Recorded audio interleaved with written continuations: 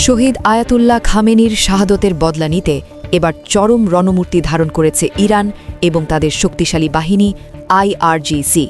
পুরো বিশ্বকে স্তম্ভিত করে দিয়ে ইরান এবার হরমুজ প্রণালী সম্পূর্ণরূপে বন্ধ করে দিয়েছে। এই এক ঘোষণায় বিশ্বজুড়ে তেল রপ্তানি বন্ধ হওয়ার উপক্রম হয়েছে, যার ফলশ্রুতিতে বিশ্ব অর্থনীতি এখন এক মহাসংকটের মুখে।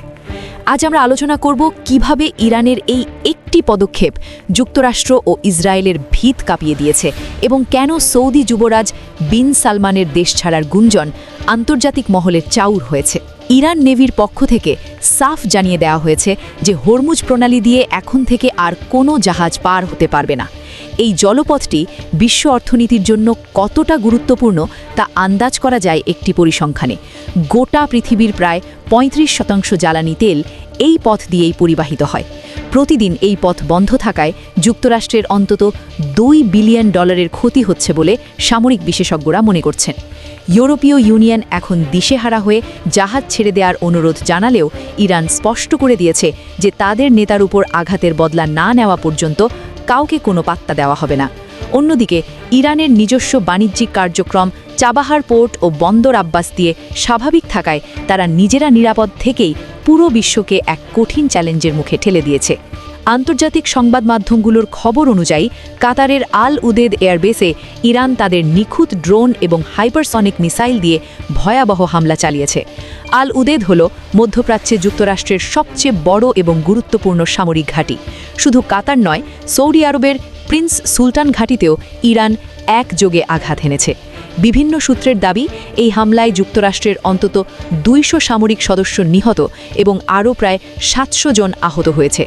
ট্রাম্প প্রশাসন বিলিয়ন ডলার খরচ করে যে আকাশ প্রতিরক্ষা ব্যবস্থা তৈরি করেছিল, ইরানের হাইপারসনিক মিসাইলের সামনে তা স্রেফ খেলনা হিসেবে প্রমাণিত হয়েছে। পেন্টাগন এখন তাদের থার্ড এবং পেট্রিয়েট মিসাইল সিস্টেমের অকার্যকারিতা দেখে রীতিমতো ঘামছে। ইরান খুব স্পষ্টভাবেই বুঝিয়ে দিয়েছে যে তাদের নেতাদের গায়ে আঁচড় লাগলে তারা কাউকেই তোয়াক্কা করবে না। মধ্যপ্রাচ্য থেকে যুক্তরাষ্ট্র এবং তাদের দোসরদের চূড়ান্ত বিদায় ঘণ্টা এখন বাজতে শুরু করেছে।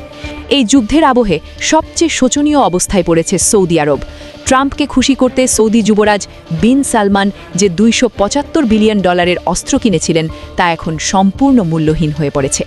আইআরজিসি-এর এই রুদ্রমূর্তি দেখে যুবরাজ বিন সালমান নিজের প্রাণ বাঁচাতে দেশ ছেড়ে পালিয়েছেন বলে আন্তর্জাতিক মহলের জোরালো গুঞ্জন শুরু হয়েছে। সংযুক্ত আরব আমিরাত, কুয়েত এবং কাতারের মতো দেশ যারা এতদিন পশ্চিমাদের ওপর ভরসা করেছিল, তারা এখন নিজেদের আমদানি রপ্তানি নিয়ে চরম দুশ্চিন্তায় দিন কাটাচ্ছে। ইসরায়েলের আকাশ প্রতিরক্ষা ব্যবস্থাও ইরানের মিসাইল বৃষ্টির সামনে টিকতে পারছে না, ফলে পুরো ইসরায়েল জুড়ে এখন আতঙ্কের রাজত্ব। সব মিলিয়ে মধ্যপ্রাচ্যের পরিস্থিতি এখন এমন এক পর্যায়ে পৌঁছেছে যেখান থেকে পশ্চিমাদের ফেরার আর কোনো পথ নেই। ইরান তার শহীদ নেতার বদলা নিতে এবং এই অঞ্চলে নিজেদের শ্রেষ্ঠত্ব প্রমাণ করতে এক সর্বাত্মক যুদ্ধে নেমেছে। আগামী দিনগুলোতে এই অঞ্চলে যে আরও বড় কোনো পরিবর্তন ঘটতে যাচ্ছে তা এখন কেবল সময়ের অপেক্ষা। প্রিয় দর্শক, আপনারা কি মনে করেন, ইরানের এই হরমুজ প্রণালী বন্ধের সিদ্ধান্ত কি বিশ্ব অর্থনীতিকে ধসিয়ে দেবে? আইআরজিসি-এর এই প্রতিশোধমূলক হামলা নিয়ে আপনার বিশ্লেষণ কি? কমেন্ট বক্সে আপনার গুরুত্বপূর্ণ মতামত জানান। ভিডিওটি তথ্যবহুল মনে হলে লাইক করে শেয়ার করুন। আমাদের চ্যানেলের সাথেই থাকুন। ধন্যবাদ।